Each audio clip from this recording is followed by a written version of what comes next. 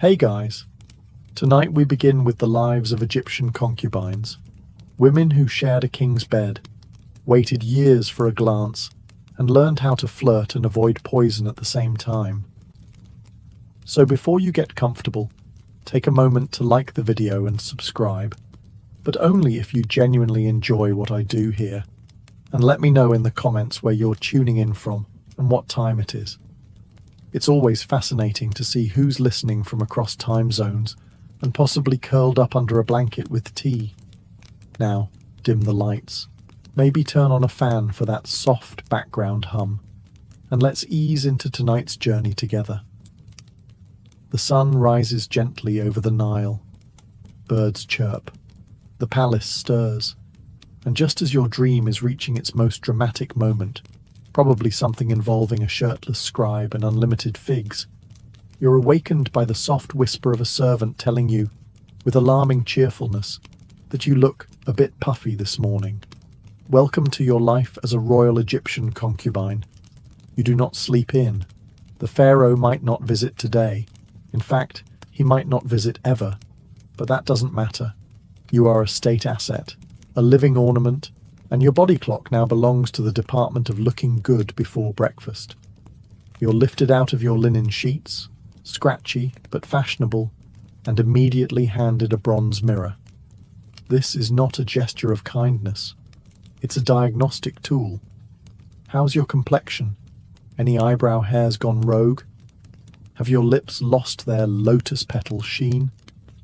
These questions are not rhetorical. Your entire future might hinge on whether or not your face looks slightly more radiant than the girl snoring next to you.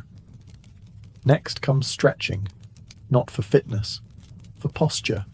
A crooked back means bad profile angles, and bad angles mean you're stuck in the maybe later pile for eternity.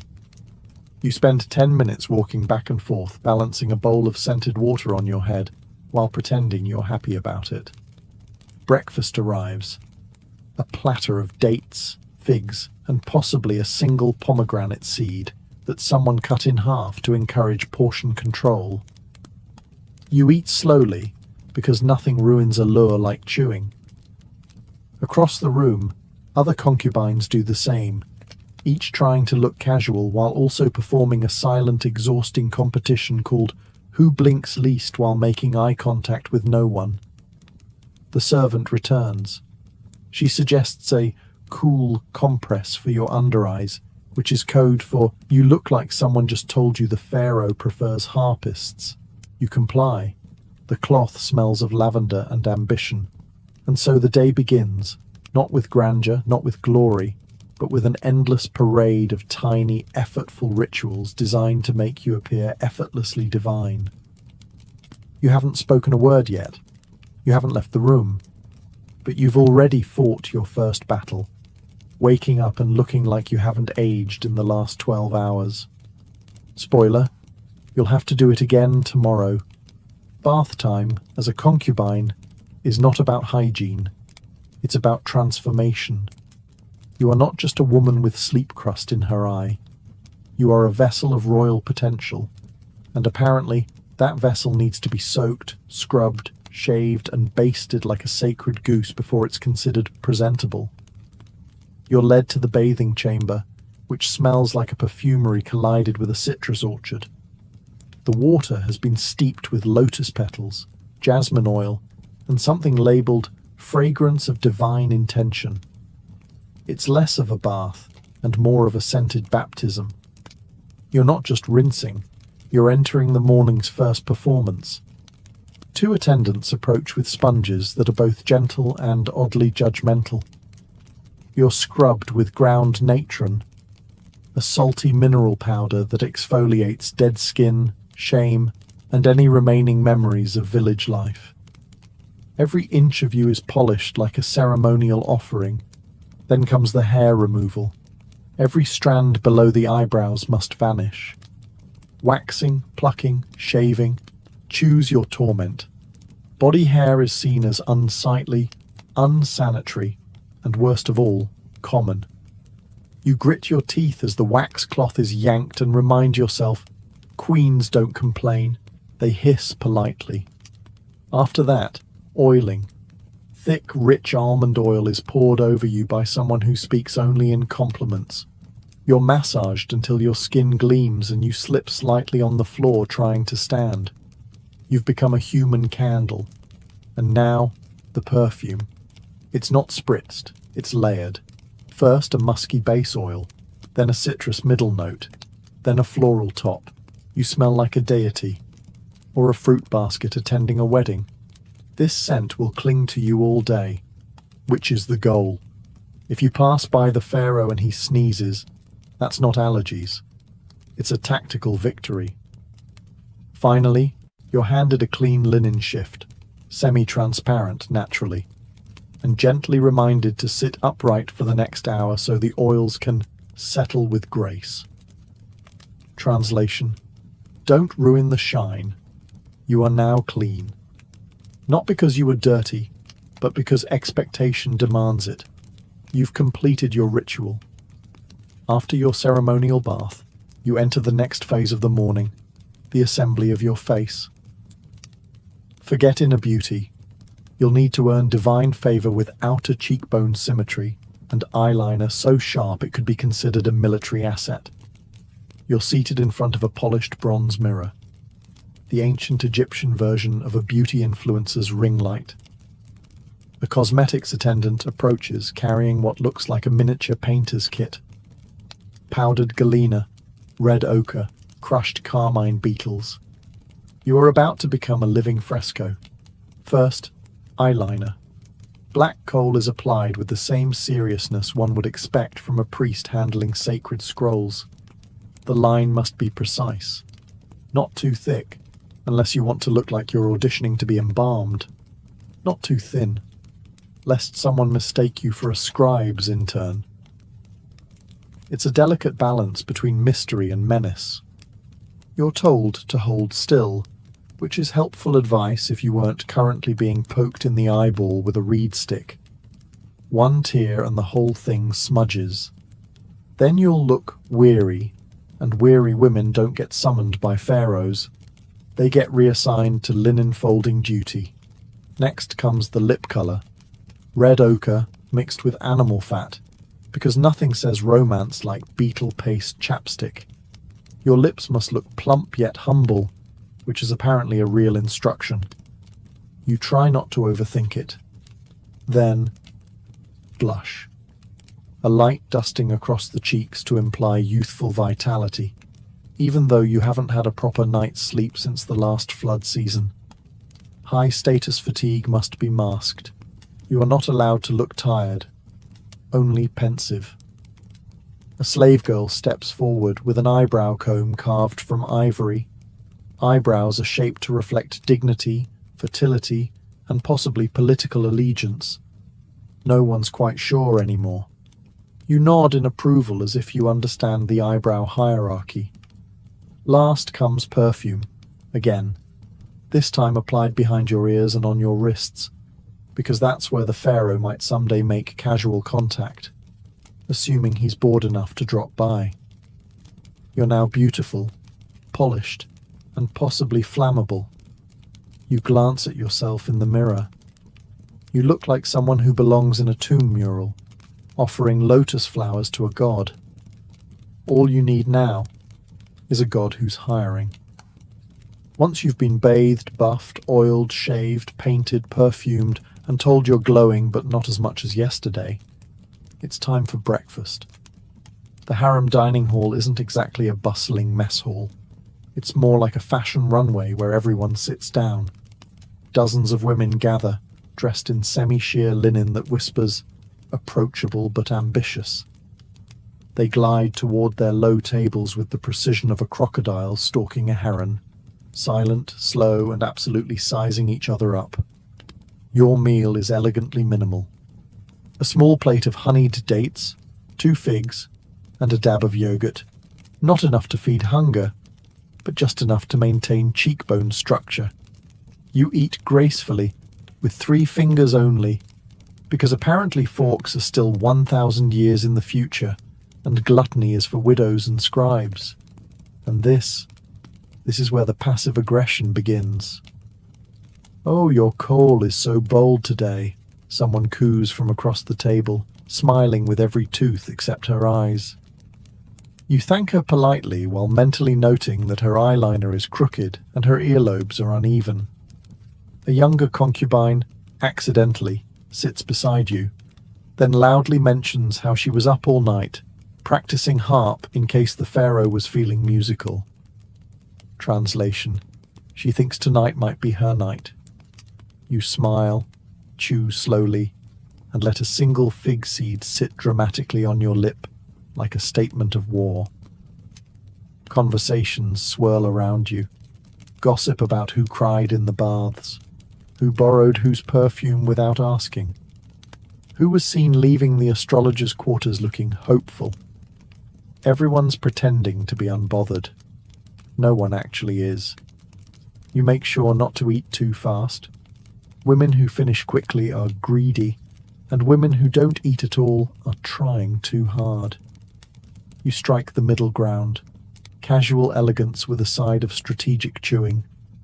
Servants refill cups of palm wine, but only a splash. Too much, and someone might tell the wrong story to the right person. Breakfast ends with a ceremonial brushing of teeth using a chewed twig and a bit of natron. You smile into your bronze mirror and think, one more meal survived. One more war disguised as brunch. After breakfast, you'd think it might be time to relax. Maybe take a nap. Maybe do something productive. But no, you are now entering the most exhausting phase of your day, visibly existing in an aesthetically pleasing manner. This is not rest. This is performance art. You're assigned to the relaxation gallery, which sounds lovely until you realize it's a curated space designed for two things: looking gorgeous and being seen looking gorgeous. You and 24 other concubines lounge on embroidered cushions, arranged to maximize profile angles and minimize shadows. There's no slouching. Posture must imply nobility, fertility, and mild but tasteful boredom. You're allowed to choose your activity, as long as it's something ornamental. Reading hieroglyphs aloud is too intellectual. Playing a harp is ideal. Smelling flowers while gazing wistfully at a palm tree is encouraged. Anything that gives off divine but available. If you're exceptionally brave, you might practice accidental elegance, like letting your sandal fall off while stretching, or sighing thoughtfully, as if pondering the mysteries of love, politics, or your non-existent pension plan. These are carefully rehearsed microdramas, designed to be noticed without appearing to want to be noticed.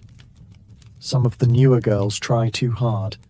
They strike poses that scream, "Pharaoh, pick me," with the subtlety of a temple gong.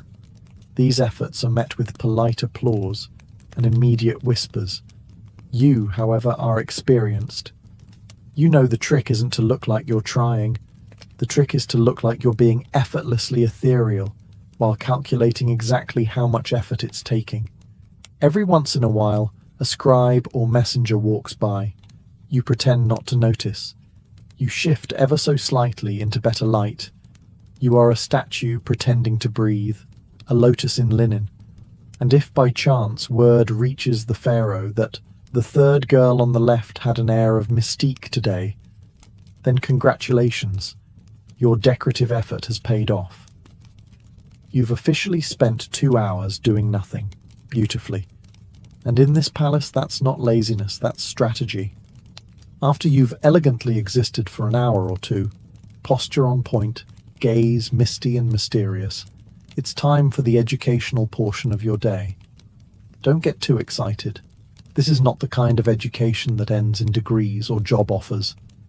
This is concubine school, where the curriculum consists of being interesting enough to hold the pharaoh's attention for 6 minutes, without giving him any dangerous ideas about women being clever.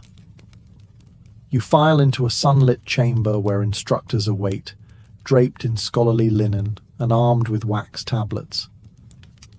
Today's lessons: harp tuning, poetry recitation, and how to tilt your head thoughtfully while discussing dreams. Music is the most respected skill. A concubine who can pluck a harp string just right can practically rearrange court hierarchies. You're taught traditional love songs, all of which include lines like, "My heart blooms like the papyrus reed," and "Your eyes are more intoxicating than date wine." You're encouraged to mean it, or at least to fake it with appropriate shoulder movement. Poetry follows, not writing it, heavens no. That's for old men with back problems. You recite it, softly, with emotional restraint. You practice saying things like, "The moon weeps for my longing," without giggling, even though everyone knows the moon is too busy controlling tides to care about your relationship status. Sometimes a priest teaches you a few basic hieroglyphs. Not too many. Just enough to write, "Pharaoh is radiant like Ra," or "I dreamed of lotus blossoms." Anything more complex risks sounding like you have opinions. You're also drilled in mythology, specifically how to compare the pharaoh to various gods without getting the pantheon wrong. Anubis is strength. Thoth is wisdom. Ra is power. Never mix them up unless you want to be remembered as that one girl who called the pharaoh a jackal. At the end of the session, you're quizzed. Not formally, of course. Just tested with subtle questions like, if the king asked you your favorite god, what would you say? Correct answer, whichever one he reminds me of. Your education may not prepare you for the outside world, but if the pharaoh ever asks for a song, a poem, or a well-placed compliment, you'll be ready. Sort of. Now that you've recited enough poetry to qualify as a sentimental statue, it's time for refinement drills. A daily routine designed to make you move like smoke, smile like a goddess, and never, ever trip over your own feet in front of royalty. First up, walking practice. Yes, walking. You'd think you mastered that sometime around age 2, but no, not here. In the harem, walking isn't transportation, it's a performance. You're expected to glide across marble as if your feet barely touch the ground. Unfortunately, your sandals are slippery, the floors are polished, and there's always one girl secretly hoping you fall. To help, your instructor hands you a clay jug filled with water and sets it on your head. The goal? Walk the length of the corridor without spilling a drop or developing a lifelong resentment for upper body tension. Every step is a negotiation with gravity and pride. Once you've survived that humiliation, it's time for dance drills. You and the others are arranged in a line and taught to sway like river reeds, but sexier. Arms up, hips loose, but not too loose. You're still supposed to be respectable. You mimic the movements of temple dancers while praying that no one sees your right foot disobey orders. Mistakes are met with constructive criticism. Well, mostly just regular criticism. "You're stiff," says one instructor. "Your rhythm is hesitant," says another. You nod graciously while plotting to stab your own shadow with a hairpin. Then comes the gesture lesson. Concubines don't point, they extend. They don't wave, they fan. Everything must appear effortless, even when your arm's gone numb and your perfume is starting to evaporate. Next, you're reminded of how to kneel, with devotion but no desperation. The difference, apparently, is all in the eyebrow angle. And finally, you end with voice training. How to speak softly, seductively, and never too quickly. You practice saying "my lord" 20 different ways, each with a slightly different meaning, ranging from "I am humbled by your greatness" to "please stop breathing near me." You're sweating, you're sore, and you've achieved precisely 0 things of measurable value. But you walk prettier now, which, in this palace, is everything. Once your daily regimen of balancing, bowing, and fake sighing concludes, you return to the common rooms, which function as the ancient Egyptian equivalent of a break room. If that break room were filled with silk-clad women locked in a silent war over eye contact and seating arrangements. And here, gossip isn't just a hobby, it's a life skill. In fact, it's arguably the most useful survival tool in the Concubine toolkit. Some girls get ahead by dancing, others by smiling. But the truly dangerous ones, they know everything, and more importantly, who else doesn't? You sit near a group of women threading beads. The conversation starts innocently enough. Something about which servant accidentally dropped a fruit bowl in front of the scribe. But within 5 minutes, the topic shifts to who got new jewelry, who was seen leaving the astrologer's room with smudged eyeliner, and who's been mysteriously quiet since last week's sandal fitting. Names are never said directly, only implied. The tall one with the heavy perfume. You know, the girl who always looks like she's about to sneeze. Everyone nods. Everyone knows. The senior concubines don't talk much. They listen. Because real gossip isn't just juicy. It's currency. If you know the pharaoh prefers honeyed wine to date wine, that's leverage. If you know which priest his mother doesn't trust, that's insurance. You contribute carefully. Say too little, and you're irrelevant. Say too much, and suddenly you've accidentally offended Bastet, and find yourself demoted to folding ceremonial napkins. Some of the more experienced women even keep coded wax tablets. Not diaries, mind you, but tactical observation logs. A spreadsheet of betrayal, envy, and who coughed during the harp solo. And of course there's the double gossip. When someone tells you a secret about someone who already told you that same secret. That's when things get interesting. That's when you start playing palace chess.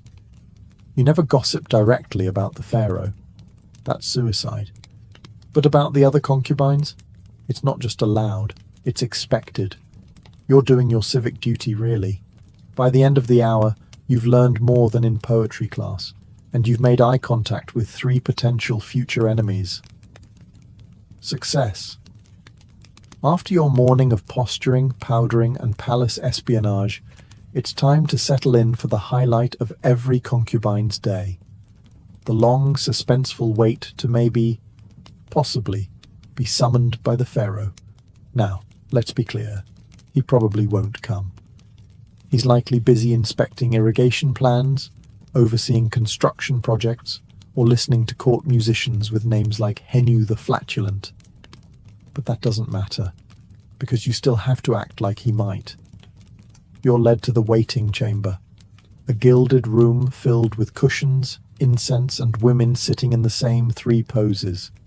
Serene but alluring, restful yet radiant, and desperately pretending not to care. You pick a spot near the window so the natural light hits your cheekbones just right. Not that you've practiced this or anything.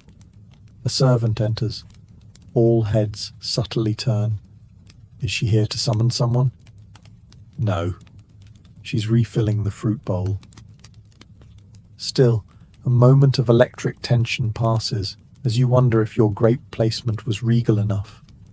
You shift positions every 15 minutes. Not to get comfortable. Comfort is forbidden. But to keep your limbs from going numb in the event you're summoned and expected to glide like moonlight. You also practice looking surprised but grateful, in case your name is actually spoken aloud. Some girls hum softly. Others read love poems they wrote themselves, which is both tragic and brave. One girl is quietly plucking at her lute like she's serenading fate itself. You sip wine, pretend not to judge her, and mentally edit her lyrics for better rhyme. Hours pass. A breeze stirs the linen curtains. Somewhere down the corridor, a sandal slaps against stone. Everyone freezes. Then, silence. False alarm. Someone was just heading to the latrine. You exhale politely. Inside, your soul does a small scream. Eventually, a servant does appear and calls someone else's name. There's a ripple of forced enthusiasm. You smile as if thrilled for her. She floats past, smug and barefoot, smelling like victory and rose oil. You're left with your thoughts, your carefully posed limbs, and the lingering smell of disappointment. He didn't visit today, but he might tomorrow. And so you stay, beautiful, poised, and hopelessly prepared for a man who probably doesn't remember what you sound like. If the pharaoh's harem were a garden, it wouldn't be one of those peaceful lotus ponds poets write about. No, it's more like a perfectly trimmed hedge maze filled with smiling tigers. Every concubine here is sweet, perfumed, and actively plotting. You quickly learn that power here doesn't come from beauty alone. Everyone's beautiful. That's the entry fee. What actually counts? Alliances, influence, and the ability to say, "You look radiant," while thinking, "I hope your eyeliner melts."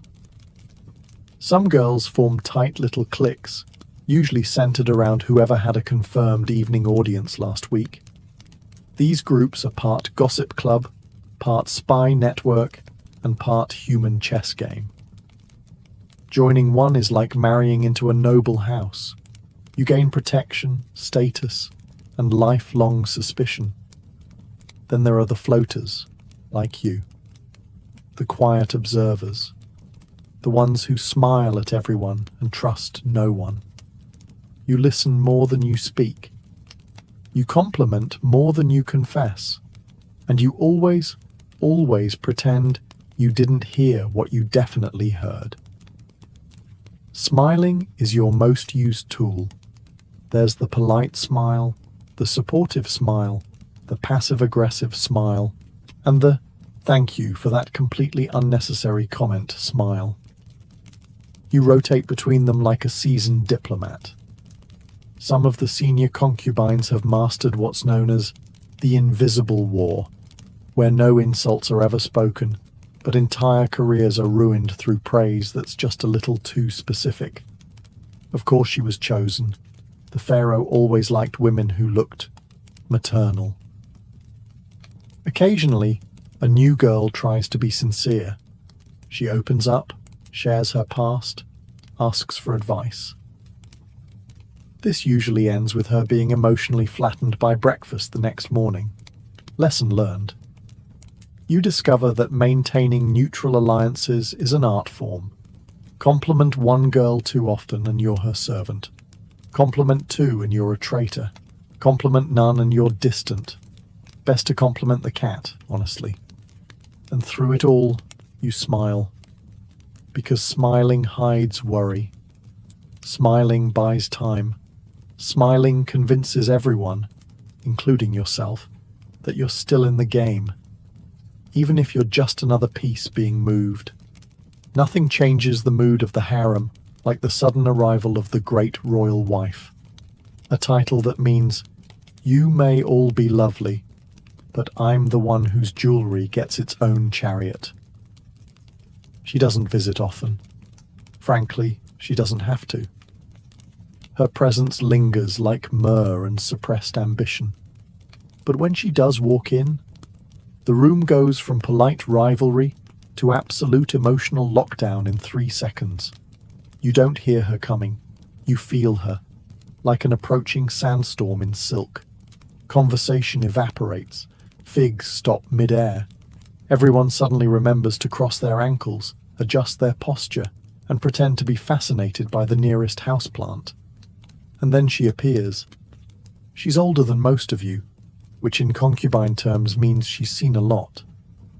She walks like someone who's been walking past nervous girls in expensive linen for the past 20 years. Her kohl is darker, her headdress taller. Her smile? A study in regal threat management. She makes slow, deliberate eye contact with each of you. No words, just that faint, amused expression that says, "I know which of you thinks you're clever. I also know which of you cried in the bath last week." She doesn't need to raise her voice. When she speaks, it's usually something terrifyingly vague, like, "I do hope the younger women are behaving with wisdom." No names, no accusations, just enough suggestion to cause a small emotional collapse in 3 corners of the room. You offer your most respectful smile, the one you save for women who could have you reassigned to weaving duty without blinking. She nods slightly. Success. You are, for today, beneath notice, which is a win. Some girls try to impress her. They perform subtle acts of grace, retelling a myth, adjusting a flower vase just so, complimenting her choice of anklet like it's a sacred relic. She humors them. She's seen it all.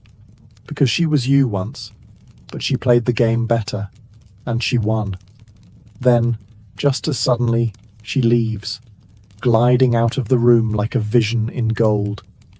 No one breathes for 10 seconds. Then, slowly, conversations resume. Softer, more careful. The Queen has walked in and reminded everyone what power really looks like. As the sun sets over the palace walls and casts a golden glow over the Nile, the atmosphere inside the harem shifts. Perfume is reapplied, hair is retied, linen is straightened. Because as darkness creeps in, so does possibility. And with it, an elegant form of emotional torment known as maybe tonight. You've spent all day being polished, painted, and perfectly polite. Now you wait, again. But this time, the stakes feel higher. This isn't about being seen, it's about being chosen. Maybe the pharaoh will send a servant, maybe not. The only certainty is the tension in the air and the faint smell of rose oil and ambition. The younger concubines pretend not to care. They hum softly, rehearse harp melodies, or casually mention they had dreams involving royal cobras and marriage. The older ones, wiser, sharper, simply sit back and sip their wine. They've played this game too long to show their hand now. You, of course, do what all smart women do at dusk in ancient Egypt. You smile vaguely and try not to look like you're rehearsing your surprised but thrilled reaction in your head. The servant enters. Everyone goes still. She clears her throat. Names are never shouted. They're whispered, like sacred chants. If it's yours, you rise gracefully, as if the moment hadn't consumed your thoughts all day. If it's not, you keep your face pleasant and sip your wine like it doesn't suddenly taste like despair. Tonight, it's not your name. You nod, smile, and offer an encouraging look to the girl who was called, even as your own confidence quietly crawls under a cushion and weeps. But the show must go on. You remove your jewelry. You unpaint your face. You bathe. Again. Though this time it's more about washing off hope than sweat. You slip into your night linen and curl onto your mat, pretending you're grateful for the quiet. Above you, the moon hangs full and indifferent. Somewhere, music drifts from the upper chambers. You tell yourself maybe tomorrow, because that's what keeps you here. Not certainty, but the ritual of not knowing. And in this place, uncertainty is the most intoxicating drug of all. As the palace slips into silence and the oil lamps burn low, the harem enters its most secretive and absurd realm. Dream time, where ambitions bloom unchecked and reality politely excuses itself. You lie on your mat, eyes open, staring at the ceiling. The linen above you shifts in the breeze like a lazy ghost. Around you, other concubines murmur quietly, sharing the strange visions they've had lately. Walking on lotus petals, pharaohs with lion heads, birds that speak in riddles. It's all very poetic and only mildly insane. But here's the thing. In this palace, dreams matter. A well-timed dream can shift your standing more than all the perfume in Thebes. Interpret the right symbols, and suddenly you're not just a concubine. You're a vessel of divine wisdom. Misinterpret them, and you're the girl who claimed Ra wanted her to lead a poetry recital. You keep your own dream journal. It's a cracked papyrus scroll tucked under your mattress. You write things like, flooded courtyard, symbolic of emotional repression, or Pharaoh smiled at me, then turned into a fish. Less clear. If you ever find a priest who likes metaphors, this thing could catapult you into real influence, or at least better seating at breakfast. Sometimes dreams are shared strategically. One girl recently dreamt she saw the queen offering her lotus blossoms. Everyone knows it didn't happen, but now she gets invited to the queen's embroidery circle. That's the power of fabricated sleep visions. They're deniable and useful. You dream too. Of rising. Of being more than decorative. Of having your own estate. Of whispering advice to the pharaoh and him actually listening. Occasionally, you dream of just leaving. But then you remember. Outside the palace there are fields, sandstorms, and husbands who chew with their mouths open. Inside, there's at least the illusion of opportunity. You roll over and whisper your latest dream to your friend. It involved a cat walking backward and offering you a crown. She nods like that's perfectly normal. Definitely bastard, she says. Power is coming.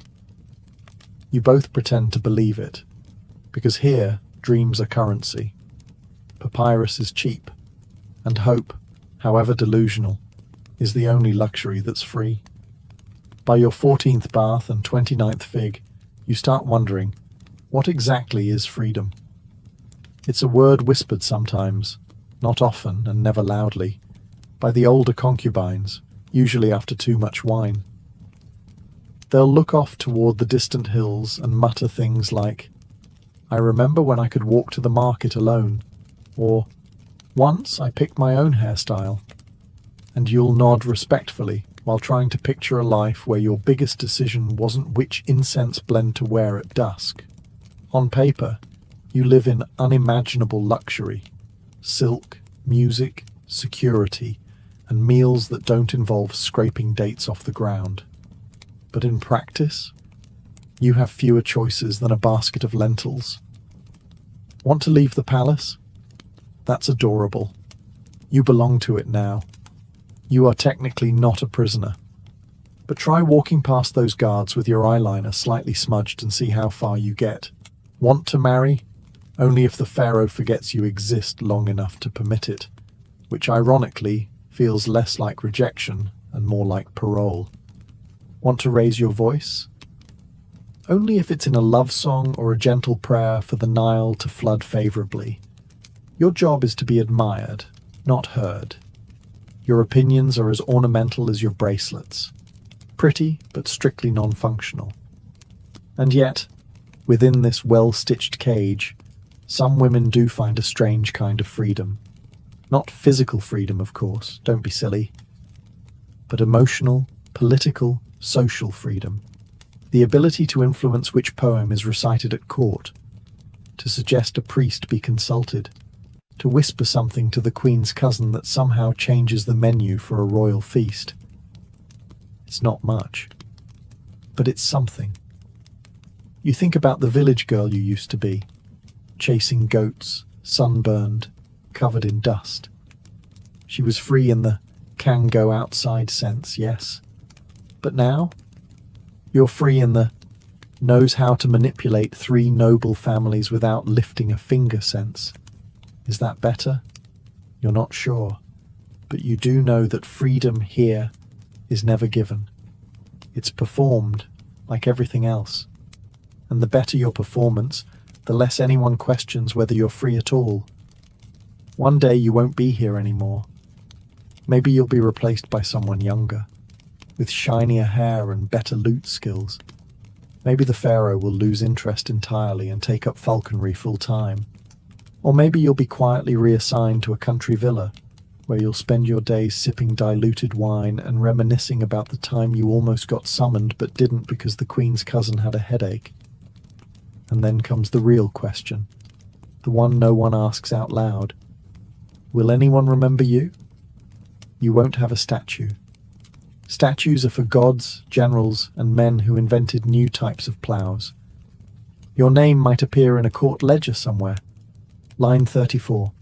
Extra lotus oil for concubine. Name illegible. That's your grand historical footprint. The scribes won't write songs about you unless you die tragically young and poetically near a fountain. But even then, someone else will probably get the credit. Still, you hope. You hope the Queen remembers you as the one with the steady hands, or that girl who never flinched during eyeliner application. You hope one of the younger concubines imitates your posture one day without realizing it. You hope a servant whispers, "She once made the pharaoh laugh," like it means something. Maybe that's all legacy really is. A few scattered memories drifting through someone else's afternoon. But on certain nights, especially the ones when the air smells like myrrh and the moonlight hits the courtyard just right, you let yourself imagine more. Maybe your name will end up in a forgotten scroll. Maybe a modern scholar will read it centuries later and wonder who you were. Maybe they'll mispronounce it, publish a theory, or turn you into an exhibit with poor lighting and a misspelled plaque. Still, it's something. Because you were here. You outlasted rivals. You mastered posture, deception, poetry, and staying silent in 5 languages. You turned obedience into performance and hope into strategy. You lived in a palace, even if it wasn't really yours. And in a world where most women never left the mud brick walls of their village, you became a whisper in the palace of kings. Maybe that's not immortality, but it's close enough. The feast is over. The music has faded. The nobles have loosened their belts and unfastened their shoes. But for the bride and groom, the most humiliating and crucial part of the day is just beginning. In medieval Europe, marriage wasn't sealed with a kiss. It was sealed with witnesses, sheets, and often a whole room of in-laws. The bedding ceremony, as it was called, was less a celebration of love and more a legal performance, one that turned the bedroom into a courtroom and the bed into the final contract. You see, in the medieval world, sex wasn't just personal, it was political. A noble family needed heirs, and heirs required proof. So after the wedding feast, the entire community, or at least the most nosy and powerful members, would accompany the newlyweds to their chambers. And they wouldn't stop at the door. They'd come in.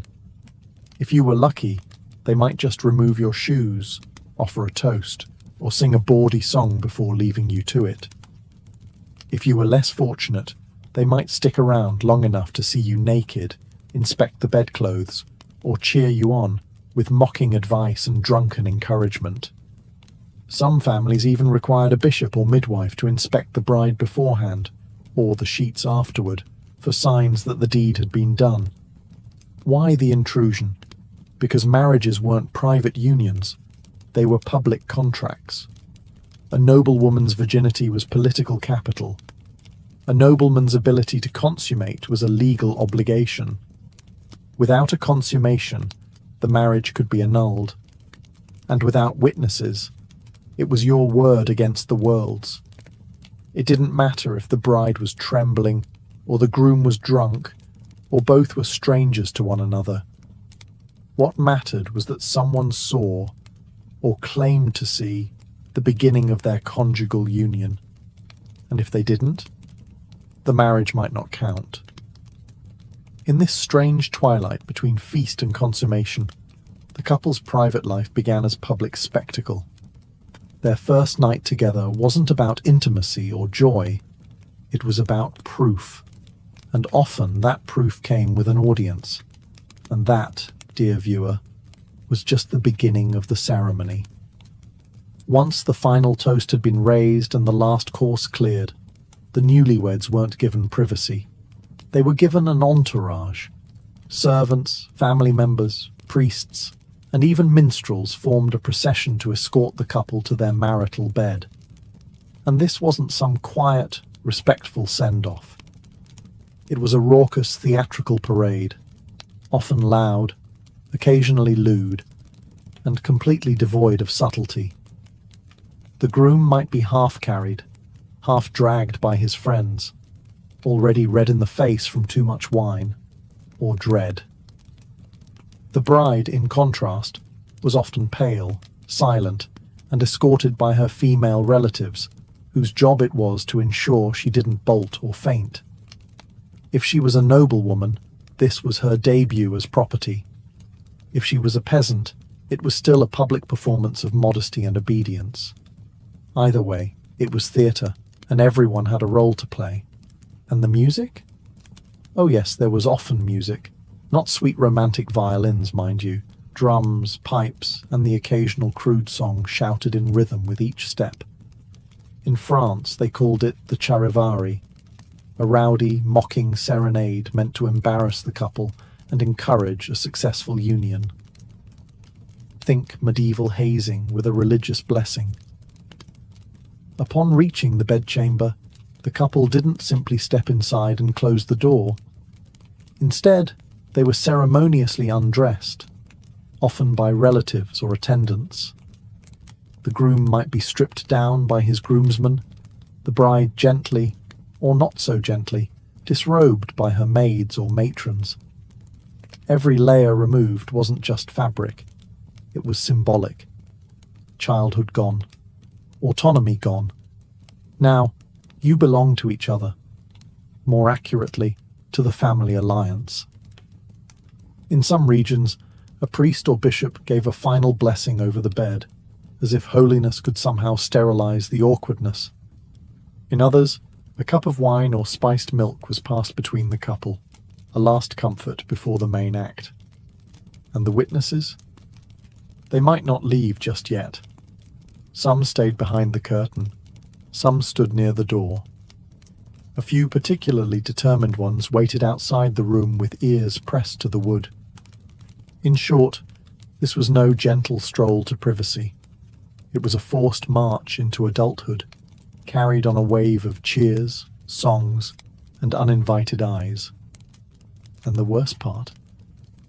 The night had only just begun. If you were hoping the crowd would discreetly exit and let the couple awkwardly find their rhythm in peace, think again. In many medieval regions, the concept of privacy during a wedding night was practically non-existent. The entire point of the bedding ceremony was to prove consummation. And in a world where land, power, and alliances were passed down through bloodlines, that proof had to be irrefutable, even if it meant peeking through curtains or literally sitting in the corner of the room. Let's be clear. Not all witnesses were intrusive. In some traditions, nobles or village elders might only escort the couple to the bed, remove a shoe, tuck in the covers, say a prayer, and then leave. Symbolic enough to count. But in other cases, the situation took a turn from symbolic to straight-up voyeuristic. Certain royal courts demanded clerics, midwives, or matrons to remain in the room, just in case anything went wrong, or didn't happen at all. Some nobles even went so far as to appoint official witnesses, who would later sign written attestations of consummation. These weren't just casual guests. These were notaries of the night. The implication was clear. You weren't alone, and you weren't allowed to fake it. It gets worse. There are accounts, yes, real ones, of high-born wedding nights where courtiers or family members would listen for specific sounds, watch for movements under the sheets, or even inspect the bed sheets the next morning for signs of deflowering. Blood-stained linen? Proof of virginity and honor. A clean sheet? Cause for scandal and annulment. And if the bride was suspected of being less than pure, the pressure doubled. She might be questioned, examined, or even accused of witchcraft if things didn't go as expected. The groom didn't escape scrutiny either. If he failed to perform, especially in noble families, it could trigger lawsuits, church inquiries, or diplomatic embarrassment. Of course, not every ceremony reached this level of absurdity. Peasants might have had a slightly more relaxed experience, often sending guests away after a few crude jokes and toasts. But in elite circles, where bloodlines were currency, failure to consummate publicly, or believably, could collapse entire dynastic plans. So imagine lying in a cold room, next to someone you barely know, with the faint sound of whispering relatives outside the door, and realizing your first act of intimacy is being treated like courtroom evidence. The door may have closed. The guests may have stepped out, some reluctantly. But for the newlyweds, the real ceremony was just beginning, and calling it romantic would be laughably generous. For many brides, especially noble women, this was a moment of intense dread. The wedding night wasn't about affection, it was about obligation, and often it was their first sexual experience. Groom, stranger, setting, alien, consent, technically implied but practically irrelevant. The whole experience was wrapped in pressure, performance, and fear.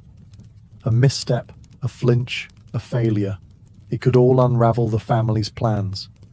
The bed itself was the stage. In noble households, it wasn't just any bed. It was ornately carved, placed in a special chamber, and often set aside for this one event. It might have symbolic decorations, pomegranates for fertility, lilies for purity, even religious icons nailed to the headboard, just in case divine intervention was needed to get things going. And while the couple may have been alone now, their minds were anything but private. The weight of expectations hung heavy. Produce an heir. Prove your masculinity. Bleed for your virtue. Finish the job. The groom was expected to claim his bride. The bride was expected to endure it, no matter how painful, awkward, or terrifying it was. She was trained for modesty and silence. He was expected to be aggressive and efficient. For some couples, things went smoothly, or as smoothly as possible in a cold, high-pressure environment. Others weren't so lucky. The groom might be too drunk, too nervous, or too inexperienced to do anything at all. The bride might cry, freeze, or recoil. And if the night ended without success, that failure would echo for months, if not years. In fact, there were recorded cases where kings and nobles were humiliated for their inability to consummate their marriages. It wasn't just a bedroom issue. It became a matter of national gossip and political weakness. Entire annulments were justified based on the absence of consummation. And the evidence? Witnesses, rumors, and those all-important sheets. The bed wasn't a place of comfort. It was a battlefield of duty, performance, and generational expectation. And for many, it left psychological scars far deeper than any physical ones. If you thought the worst part of the medieval bedding ceremony ended at the threshold of the bedchamber, think again. Come morning, the real fun began, for everyone except the newlyweds. The first rays of daylight didn't just bring fresh air and chirping birds. They brought expectations, proof, evidence, gossip. In many noble households, the sheets were more important than the vows. And yes, someone was definitely coming to collect them. Enter the bed inspector. This could be a midwife, a chambermaid, or in royal circles, a high-ranking female relative. Their job: to examine the sheets for blood, evidence that the bride had been a virgin and the marriage had been honorably consummated. Spot of red? Congratulations. No stain? That's a problem. Now let's pause for a second. Virginity is not, medically speaking, a reliable thing to prove. The idea that all women bleed their first time is a myth. But tell that to a medieval father-in-law trying to secure his land inheritance. In his eyes, no blood meant no virtue. No virtue meant fraud. And fraud could invalidate a marriage.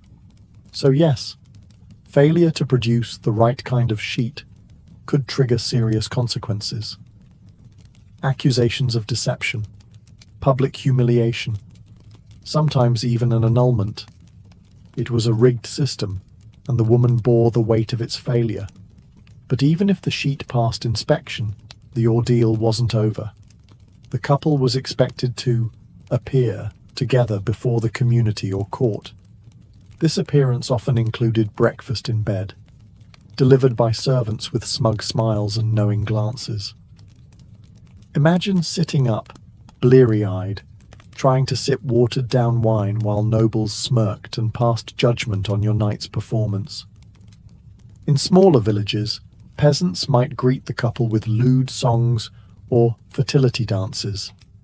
Think of it like a hangover wrapped in forced applause. No matter your social class, the unspoken question was the same. Did you do it? And more importantly, did you do it correctly? And let's not forget the gossip. Servants talked, relatives whispered. Even the priest might hint at things during his sermon. One awkward glance or offhand comment could set rumors in motion for years. Not all wedding nights ended with blood-stained sheets and satisfied in-laws. Sometimes things went badly. And in the rigid framework of medieval society, a failed bedding ceremony wasn't just awkward. It could be catastrophic. First, there was the issue of non-consummation. If the groom couldn't perform, due to nerves, drink, or sheer inexperience, the consequences were swift. Whispers would start before the couple even emerged from the room. A red-faced groom was bad enough. A frustrated, tear-streaked bride. Worse. By breakfast, the rumours had already lapped the castle walls. In some cases, the issue became a matter of public inquiry. Yes, public. Noble families with political alliances on the line couldn't risk ambiguity. If a prince couldn't consummate, that was not just a bedroom issue. It was a dynastic threat. Courts might call on midwives, physicians, and even clergy to test the groom's virility. In France and England, there were actual court cases where grooms were ordered to publicly prove their manhood.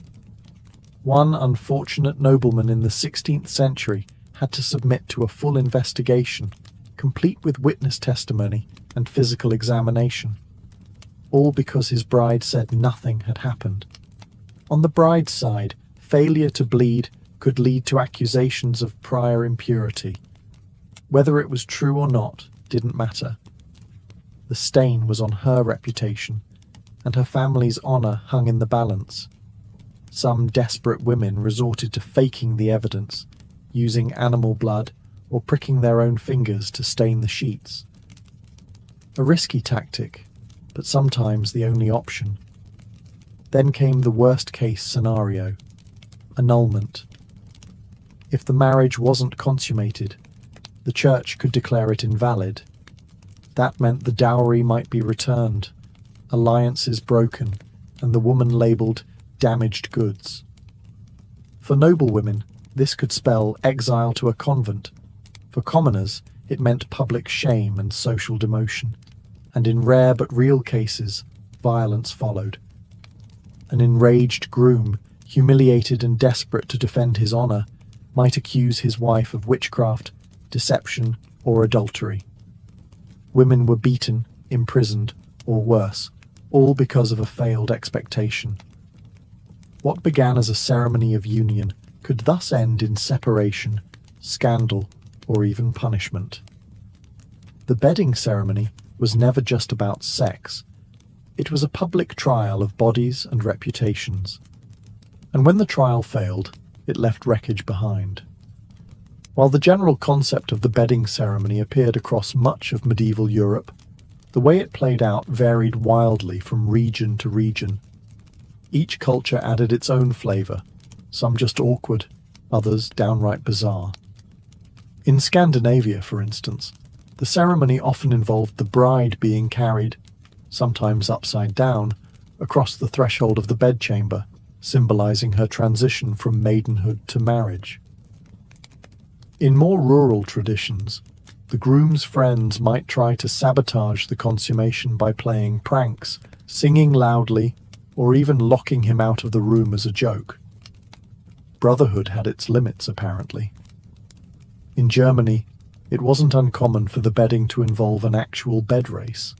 Yes, a bed, with wheels, dragged through the village with the newlyweds on it while neighbours banged pots and pans in celebration or mockery. The more noise, the better. It was believed to ward off evil spirits and subtlety. In Ireland, a more symbolic practice took place. While the bedding was still expected, the public part often stopped at the chamber door, but older women of the village might hover nearby, ready to offer fertility charms, advice, or, less comfortingly, a critique of the bride's childbearing hips. Meanwhile, in France, the bedding was more of a legal spectacle. In royal courts, the bride and groom might sign documents in bed, with clergy present to sanctify the act. And in particularly dramatic ceremonies, nobles would pull the bed curtains shut with a flourish, as if drawing the curtain on a play. Which, in many ways, it was. Spain, on the other hand, leaned heavily into Catholic symbolism. A crucifix might be placed above the bed, with prayers recited before any physical act occurred. The church wanted to remind you, this was not just passion, it was duty blessed by God. Passion, of course, was optional. And among peasants, things were generally more relaxed, though still public. A village might follow the couple home with torches, sing songs outside the door, or even sneak up to bang on the shutters mid-act. Romance? No. Communal entertainment? Absolutely. No matter where you were, one thing was consistent. The bedding ceremony was never just for the couple. It was for the family, the village, the church, and the law. The sheets might have varied, the songs might have changed, but the awkwardness? That was universal. As strange and structured as the medieval bedding ceremony was, it existed in a world full of contradictions. It was sacred and crude, formal and farcical, deadly serious yet oddly comedic. And among all the rules, rituals, and superstitions, there existed an entire undercurrent of unspoken behaviors, things everyone knew, but no one ever said aloud. For instance, everyone knew the groom might be terrified. Sure, masculinity was prized, but not every young man came to the bedchamber with confidence or experience. If he failed to rise to the occasion, it was quietly blamed on nerves, or too much wine, or even sorcery. Wives were told to be patient, or discreet, or both. The bride, on the other hand, was expected to be silent, modest, and still. But behind closed doors, she might weep, plead, or simply freeze. These were taboo topics, never spoken about during morning gossip or courtly banter, but well known to mothers, nurses, and the older women tasked with preparing her. And then there was the humour. Because of course there was humour. The medieval world wasn't always grim and grey. It had room for mockery and mischief. The bedding ceremony was ripe for it. Drunken friends might swap the groom's nightshirt for a woman's robe. A chamber pot might be hidden beneath the covers. In some regions, guests tied bells to the bed, so everyone would know exactly when the deed was done. It was crude, yes, but also a release valve for a ritual so tense it could snap. Even priests sometimes got in on the joke, offering blessings with the thinnest of veils over double meanings. A line like, "May this union bear fruit in due season," wasn't always said with a straight face. Then there were the unspoken strategies. A nervous groom might rehearse with a prostitute weeks before the wedding night. A terrified bride might receive secret herbs to calm her nerves or dull the pain. Midwives had entire toolkits of tips, from scented oils to gentle distractions. These things weren't written into law, but they passed down through generations like whispered recipes. In short, the bedding ceremony wasn't just a rigid ritual. It was a chaotic dance of pageantry, pressure, and pretense. Beneath the surface of formality lived fear, humor, empathy, and a desperate hope that someone, anyone, had done this before. The bedding ceremony may seem barbaric by modern standards, but for centuries it was a foundational ritual, etched into the very fabric of marriage, law, and social identity. One night, one bed, one performance that could determine a woman's worth, a man's pride, and a family's future. Even after the Middle Ages gave way to more refined societies, traces of the tradition lingered. In the Renaissance courts of Europe, the public bedding became more symbolic, but it didn't disappear. In some royal weddings, kings and queens were still tucked into bed by bishops and noblewomen, with witnesses watching as candles were blown out.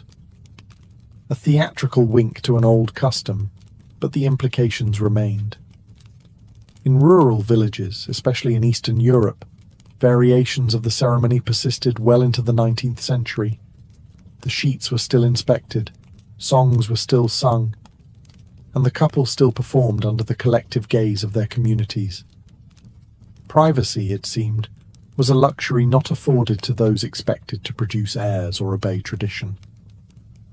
The church, too, helped preserve the ceremony's legacy. Canon law insisted that consummation sealed a marriage, not just the vows. In some cases, couples who had exchanged words but not bodies were still considered not truly married in the eyes of God. A quiet union in a forest? Invalid. A public bedding, confirmed by testimony? Rock solid. What's perhaps most striking is how many of these ideas still echo today, albeit in subtler forms. The obsession with virginity, the pressure for newlyweds to have a perfect honeymoon night, the expectation that a couple's love must be proved physically, immediately, and preferably photogenically. The medieval bedding ceremony may be gone, but its ghost lingers in wedding night anxieties and societal judgments about sex and marriage. For the medieval couple, that night was more than a ritual. It was a trial by fire, a shared trauma, a moment they would never forget, no matter how their marriage unfolded afterward. Some bonded through the absurdity, others were scarred by the pressure, but all of them, noble or peasant, ready or terrified, were dragged through a night that wasn't about romance, but about ritual, performance, and survival. And so the bed stood, not as a place of love, but as a stage. And history watched. If you lived in medieval Europe and had a toothache, you were already in trouble, because in this world dental care didn't exist, not in any form we'd recognize. Your teeth were on their own. No toothbrush, no toothpaste, no floss, no idea what bacteria was. The mouth was just another hole in your face, and if something went wrong in there, you dealt with it the same way you dealt with every other kind of pain, by gritting your teeth and praying to Saint Apollonia, the patron saint of dental agony. The average medieval diet didn't help. Bread was coarse and often mixed with ground-up bits of stone from poorly milled flour. Meat was common but rarely fresh, and vegetables were boiled into oblivion. Sugar wasn't yet the enemy. It was barely even on the scene in most parts of Europe, but decay still came fast. By your mid-20s, your smile likely resembled a haunted graveyard, crooked, yellow, and missing several key residents. If you developed a cavity, it wouldn't be cleaned. It would fester. The pain would start as a dull ache, then become sharp and constant. Infection could swell your jaw, cloud your thinking, and in the worst cases, kill you. Yes, kill you. Dental abscesses could become fatal when the infection spread into the bloodstream or the brain. But nobody understood that back then. If you died, people assumed it was divine punishment, not bacteria eating you alive from the inside. To soothe the pain, you might be offered a poultice of mashed herbs. If you had a little money, perhaps a honey and vinegar rinse, sweet, acidic, and completely ineffective. You might even be told to hold a hot poker near your cheek to draw out the evil humours. At best, these were distractions. At worst, they made the infection worse. Eventually, someone, probably your mother, your priest, or your local village wise woman, would look at you and say, "It has to come out." And that was the medieval solution to nearly every dental problem. Extraction, not repair, not healing. Just pull it and pray. And that's where things got interesting. Because in the absence of real dentists, the job of yanking your rotten molars fell to people whose qualifications were, let's say, flexible. In the medieval world, if you wanted a tooth pulled, your options were limited, and none of them came with a license. You didn't go to a dentist. That word didn't even exist.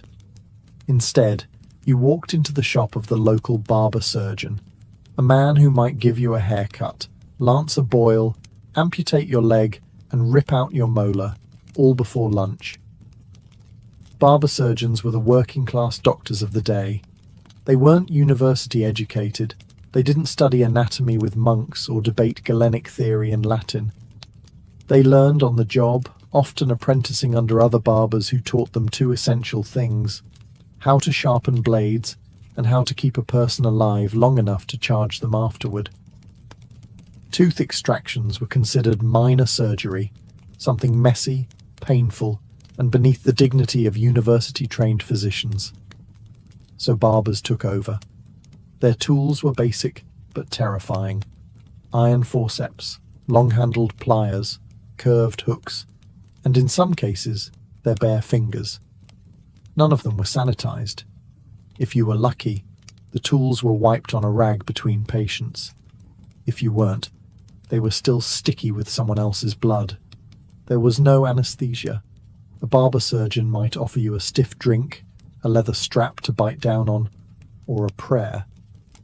You sat in a chair, or just stood still, and hoped your nerves held. Some barbers worked quickly, yanking the offending tooth in one brutal motion. Others needed several tries. If the tooth broke off mid-pull, they'd dig out the roots with a hooked instrument. This, unsurprisingly, caused screaming, flailing, and fainting. But barber surgeons weren't just butchers. Many took pride in their craft. Some became so well known for their dental work that they travelled from village to village like rock stars of oral misery. They'd set up in market squares with signs advertising their skills. A popular technique was to display recently extracted teeth on a string or nail them to the post, proof of experience, if not hygiene. Did the patients complain? Rarely, because in the medieval mind, the pain of a rotten tooth was worse than anything a man with pliers could do. And besides, if your barber botched the job, there wasn't exactly a dental malpractice board to file a complaint with. Not every medieval person waited for their teeth to rot out before doing something about it. There were attempts, strange, gritty, often questionable attempts, at keeping the mouth clean. And the centerpiece of medieval oral care? Tooth powder. Forget your sleek tube of minty toothpaste. Medieval tooth powder came in little ceramic jars or pouches made of linen. The recipes varied wildly depending on region, wealth, and how desperate you were, but common ingredients included crushed bones, burnt bread crusts, powdered herbs, and ashes. Some added crushed oyster shells, pumice stone, or charcoal for extra abrasion.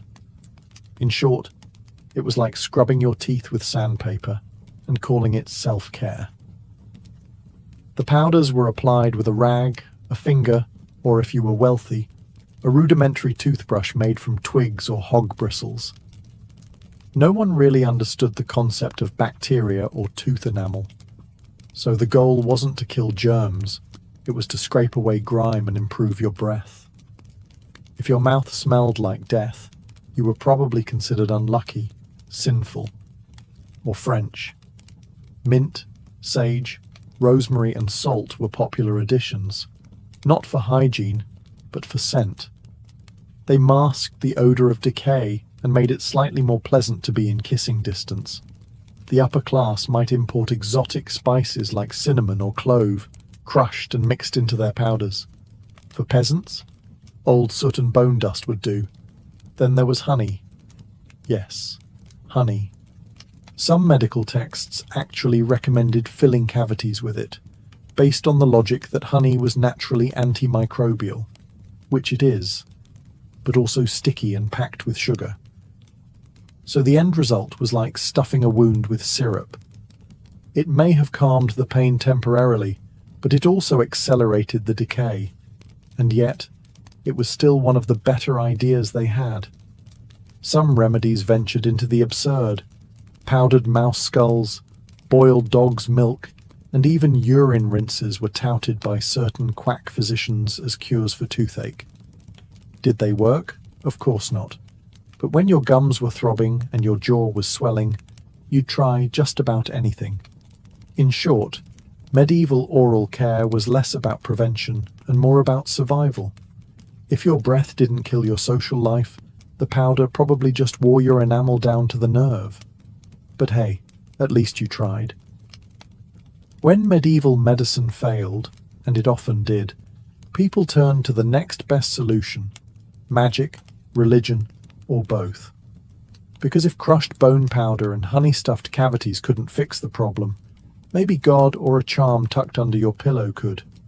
Toothache, in the medieval mind, wasn't always caused by bad hygiene. It could be punishment for sin, the work of a malevolent spirit, or even the result of toothworms. Yes, worms. Many people genuinely believed that little squirming creatures burrowed into their teeth and gnawed away at the roots. Some swore they saw them. Others believed the sound of pain, the throbbing, was actually the worms wriggling inside. To treat these imaginary invaders, you could try smoking them out. One common folk remedy involved blowing hot vapor from burning henbane seeds directly into the mouth. The idea? The worms would flee from the heat and die. More likely your gums would just blister, and your bad breath would turn lethal. Then there were toothache charms, often written on parchment and worn around the neck. Latin prayers, astrological symbols, or even nonsense scribbles were believed to carry healing power. If the charm failed, you could always invoke Saint Apollonia, the martyr who had all her teeth pulled out and became the patron saint of dental sufferers. Her image was carried in pockets, carved into church walls, or worn on amulets by people clutching their cheeks in agony. The church, for its part, tried to walk the line between superstition and salvation. Monks often acted as doctors in monasteries, offering herbal remedies and prayers in equal measure. Some medieval medical texts, written by clergy, advised fasting and confession as a way to purify the humours and ease tooth pain. Others simply told you to offer a mass and hope for divine mercy.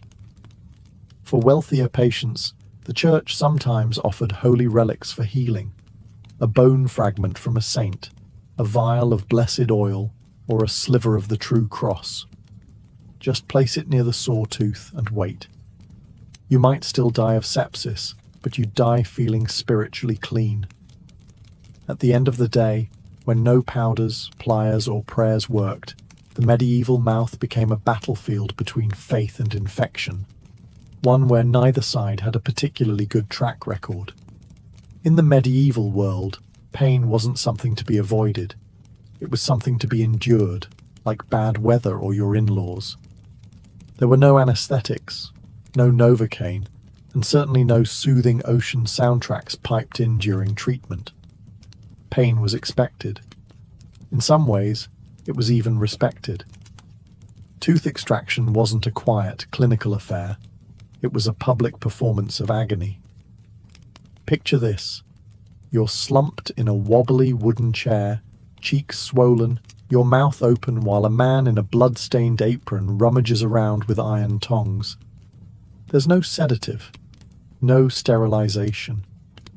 Maybe a gulp of strong wine if you could afford it. Maybe a prayer if you couldn't. The barber surgeon would grip the offending tooth and pull, twist, or wedge it out. If it broke, which it often did, they'd keep digging. The pain could be so intense that people fainted or vomited. Some bit clean through their own lips, trying not to scream. Others were physically restrained by assistants or relatives. And still, they came. Because as bad as the procedure was, the pain of a rotting tooth was worse. Some barber surgeons took pride in minimizing suffering. They worked fast, confidently, like medieval cowboys of the jaw. Others were just winging it.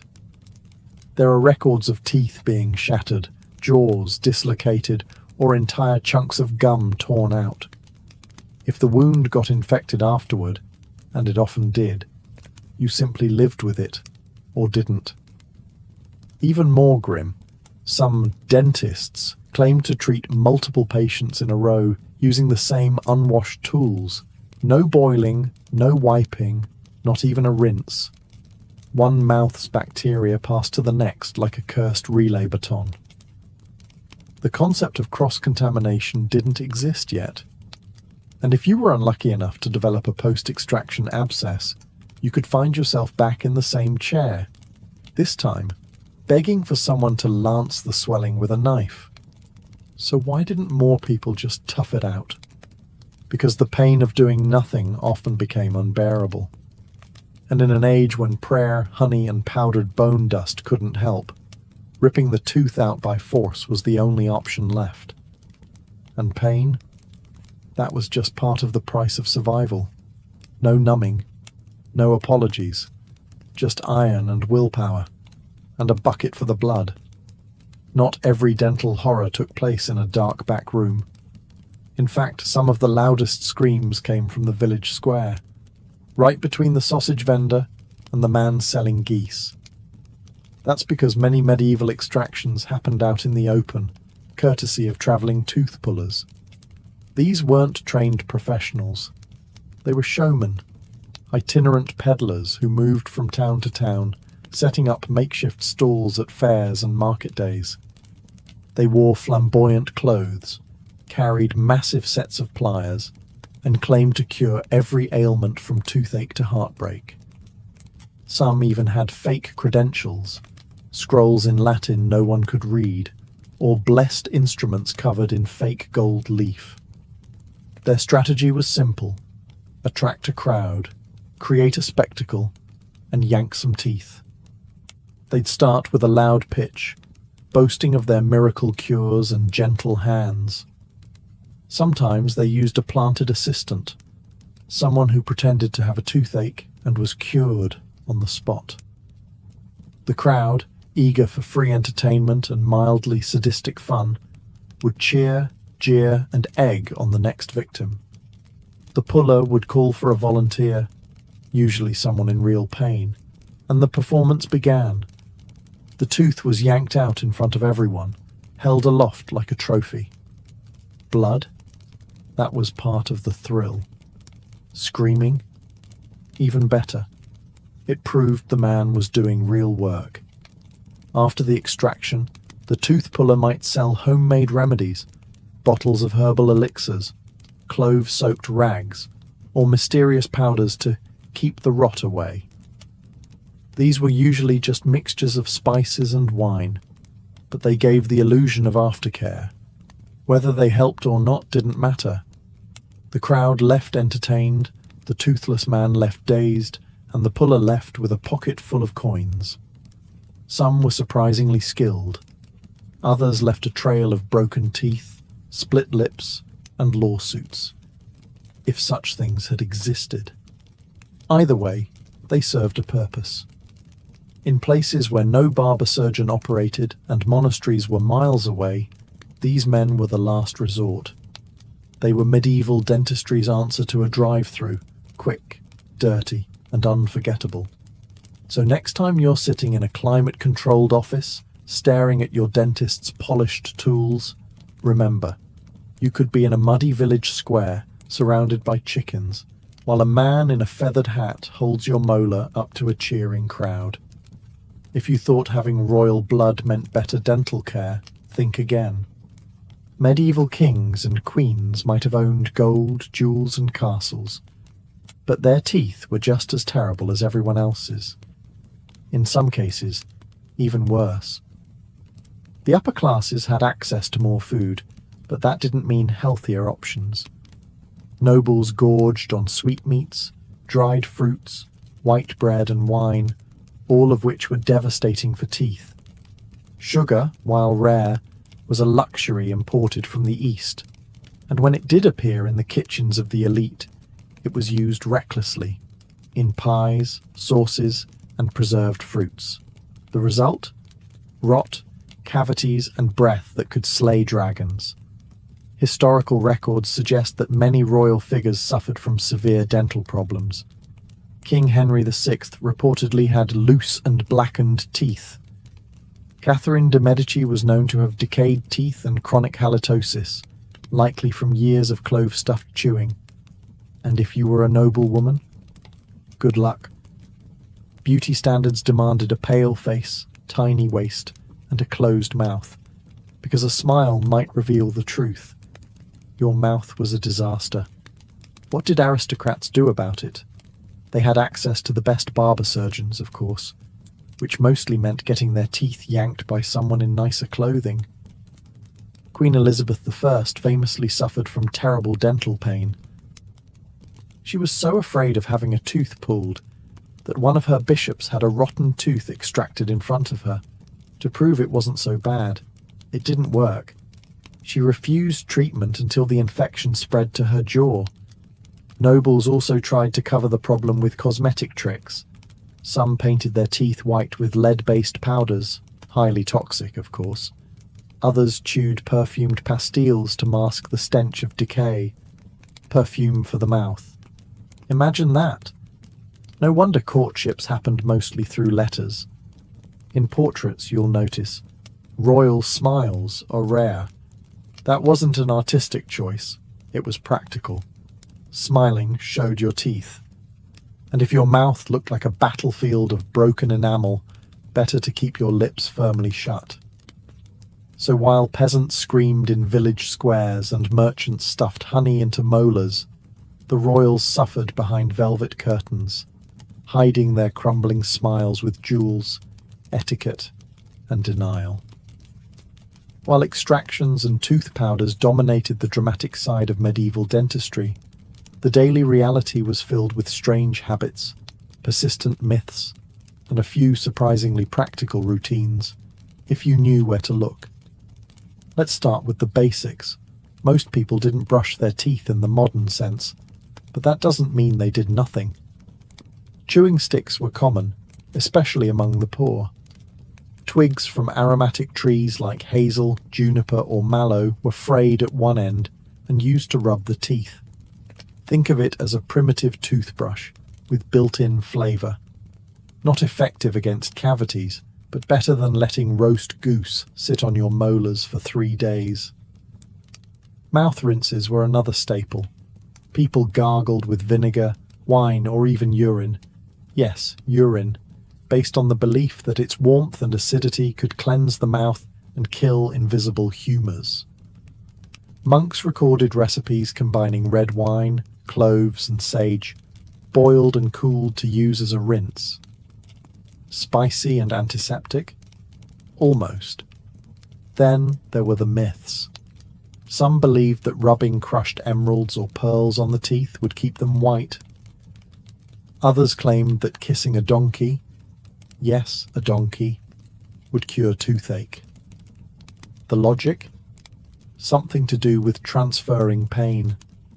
Still others thought a spider's web packed into a sawtooth would catch the pain and trap it. The spider was less thrilled. Breath was also a major concern, especially among the upper class. Bad breath wasn't just gross. It was considered a sign of spiritual decay. As a result, people chewed on fennel, cloves, and anise to keep their breath fresh during public events, court appearances, or confessions. The irony, of course, was that many of the things they chewed, like sugar-coated nuts, contributed to the very decay they were trying to hide. Children were taught early that tooth pain was a punishment for lying or gluttony. Some were made to pray every time they ate sweets. Others were given amulets to wear during teething, little bones, bits of coral, or charms etched with prayers. So while dental science was still centuries away, the medieval person did what they could. Armed with superstition, sticks, and stubbornness, they navigated oral hygiene as best they could, dodging decay with home remedies, prayers, and whatever wasn't nailed down in the herb garden. By the end of the medieval era, mouths across Europe were in shambles. But something was beginning to shift. Slowly, painfully, and with more trial than success, medieval dentistry began its long crawl toward becoming a real science. The seeds of change came from a few brave or possibly deranged individuals who decided that maybe there was a better way than just yanking everything out. Late medieval and early Renaissance manuscripts began to include illustrations of teeth, jaws, and even primitive dental instruments. Arabic medical texts, particularly those of Avicenna and al-Zahrawi, were translated and circulated, offering more advanced ideas about oral hygiene and anatomy. Ideas far beyond bone powder and barber pliers. Monasteries, too, began to keep better records. Monks documented successful treatments, refined herbal rinses, and even recorded which patients lived after tooth extractions, and which, well, didn't. Trial and error may be grim, but it's still data. By the 14th and 15th centuries, the barber surgeons were beginning to separate. Some chose to specialize in surgery, and a few even focused on the mouth. The idea of a tooth specialist began to emerge. Not respected, not licensed, but at least recognized as something different from the guy who shaves your beard. Cities began to regulate street pullers, forcing them to register or apply for permits. Some were banned from setting up in public squares altogether. The wild days of tooth extractions between sausage vendors were slowly fading. Emphasis shifted from spectacle to sanitation, though sanitation still mostly meant washing your hands in wine and hoping for the best. And perhaps most telling, people began to fear tooth pain less and fear bad teeth more. The aesthetics of the mouth were slowly gaining social currency. By the Renaissance, white teeth were seen as a mark of beauty, not just health. Perfumed pastes and enamel polishes made from crushed coral became fashionable among nobles. Smiling in portraits, even slightly, began to make a cautious return. Of course, real dentistry, complete with drills, fillings, and anesthesia, was still centuries away. But the path had been cleared. The days of barber surgeons and traveling tooth pullers were numbered. So next time you lean back in a padded chair, numbed and comforted, just remember, your dental experience today stands on a mountain of medieval molars, pulled by torchlight, with pliers, in a chicken-filled marketplace. And somehow, humanity survived it, with most of its teeth intact. Life on the Mongolian steppe was unforgiving.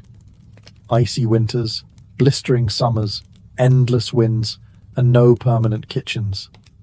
In that harsh environment, food had to be more than nourishing. It had to be portable, durable, and fast. Mongol warriors didn't sit down to long meals. They ate on the move, on horseback, sometimes in the saddle, and always with survival in mind. The backbone of this diet was meat, especially mutton, goat, and horse. But this wasn't the kind of meat you'd find sizzling over a fire every night. Most of it was air-dried, often in long, thin strips. Known as borts, this dried meat was a marvel of efficiency. It shriveled into leathery slivers that weighed almost nothing, could last for months, and could be rehydrated in boiling water for a hot meal anywhere, whether on campaign or in the middle of nowhere.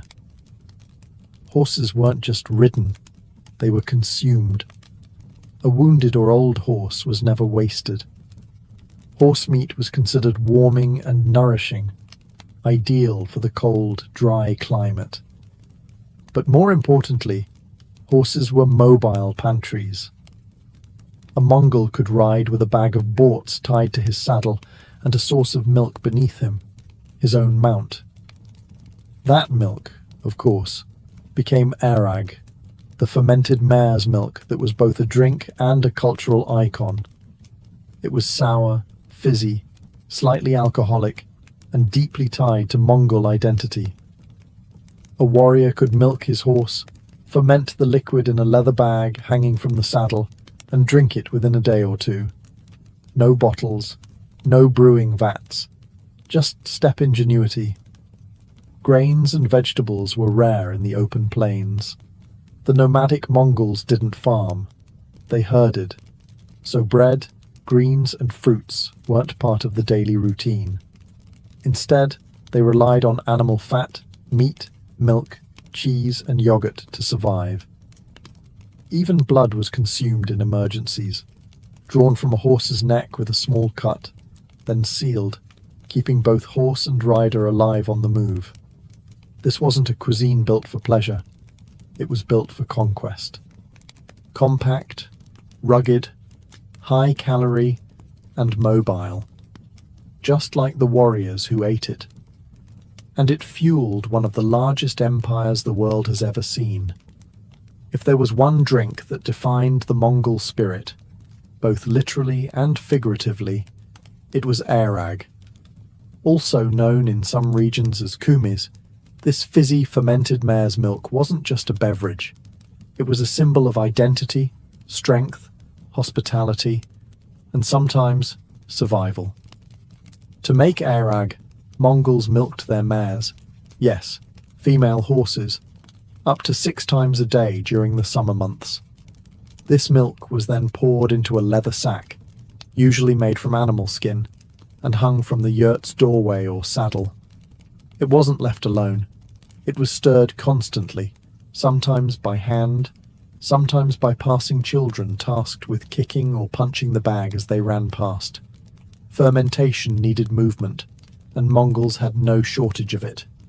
After a day or two, the milk would sour and fizz, transforming into a slightly alcoholic, tart, cloudy drink with a kick strong enough to lift a weary rider's spirits. Arag wasn't distilled like vodka. It was natural, raw, and teeming with bacteria that made modern health inspectors sweat. But for Mongols, it was the nectar of life. Arag served many purposes. It quenched thirst, it provided vital calories, and it gave a buzz that Mongol warriors described as clarifying rather than dulling. In hot weather, it cooled. In cold weather, it warmed. During feasts, it was poured generously. During negotiations, it was offered with a bow. To refuse it was not only rude, it was deeply insulting. Guests arriving at a Mongol camp were traditionally greeted with a shallow silver bowl of arag. It was customary to take at least a sip, even if the taste shocked the tongue. Foreign visitors often described it as smoky vinegar churned with yogurt, or milk that had gone too far. But for the Mongols it was a sacred drink, and no feast, no matter how grand, was complete without it. There were also variations. Older arag could be distilled into a stronger liquor called arki, clear, sharper, and not for the faint of heart. This became the Mongol version of spirits, used in toasts, rituals, and sometimes even in medicine. In short, airag was more than just fermented milk. It was fuel for the steppe, a tool of diplomacy and a cultural cornerstone. To understand Mongol food is to taste airag, sour, wild, and unforgettable. The Mongol army didn't conquer half the known world on an empty stomach. Their battlefield rations were stripped down, brutal and effective, just like their campaigns. Forget army kitchens or supply caravans. Mongol warriors carried their food with them, sometimes tucked into their saddlebags, sometimes under the saddle itself, slowly warming as they rode. The most critical staple was borts, strips of dried meat, usually mutton or horse, sliced thin and left to dry in the open air until it became tough and leathery. It was as close to jerky as one could get, without seasoning or sugar. Lightweight and nutrient-dense, borts could be eaten raw, like trail mix, or boiled into a simple soup. One handful could sustain a man for an entire day. But Mongols didn't stop at meat. They also relied heavily on fat, especially in the form of cakes or dumplings made with rendered mutton fat, flour, and sometimes dried cheese. These high-calorie snacks were brutally efficient, dense, greasy, and packed with enough energy to power a horse raid at full gallop. They didn't melt, spoil, or crumble. You could ride for days with one stuffed in your sleeve. In colder regions, warriors also drank broth made from boiled animal bones, a rich, oily stock that helped maintain warmth and energy during long campaigns. Combined with dried meat and fat, it created a kind of proto-stew that could be heated quickly over a fire or even with hot stones dropped into a pot of water. For longer marches, warriors sometimes mixed borts with water in a flask, letting it steep throughout the day. By nightfall, they had a makeshift soup without needing to stop and cook. It wasn't delicious, but it worked. In emergency situations, Mongol soldiers had a gruesome fallback. They would cut a vein in their horse's neck, drink the blood, and seal the wound. The horse lived, the rider lived, and the campaign moved on. There were no fancy sauces, no spices, no courses.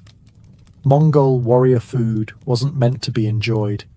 It was meant to keep you alive while galloping across thousands of miles of terrain. And it did that job with brutal, minimalist precision.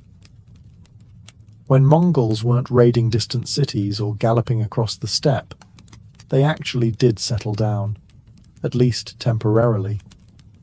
And when they did, cooking shifted from saddlebag improvisation to a more stable, if still minimalist, domestic setup inside the gyur, the traditional Mongol yurt. A gyur wasn't just a home, it was a movable fortress of felt and wood, designed to withstand the screaming winds of the steppe. Inside, space was sacredly organized. The door always faced south.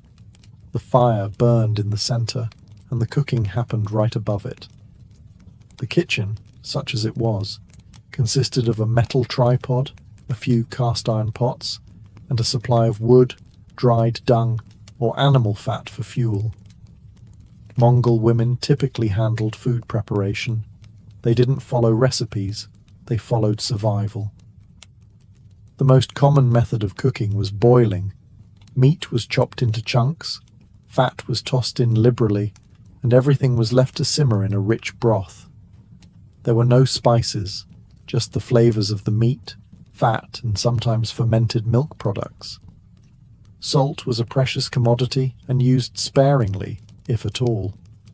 One beloved dish was budog, a specialty made by stuffing a deboned marmot or goat with hot stones, sealing it tight, and letting it cook from the inside out. The process was primitive, but the result was tender, juicy meat infused with smoky flavor. It was messy, theatrical, and undeniably Mongol. In colder months, milk was transformed into curds, yogurt, and cheese.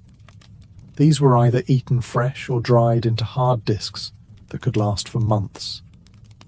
Dried curds, called arul, were so tough they could crack a tooth, but they were nutritious, and kids gnawed on them like candy. Ger meals were communal, often eaten by hand, with everyone seated on the floor. Meat was passed around, broth was slurped directly from bowls, and fingers were licked clean. Cleanliness was pragmatic. Knives were wiped on sleeves and leftovers were tossed to the dogs, or reused in the next meal. Despite its simplicity, the Ger kitchen was the heart of Mongol domestic life.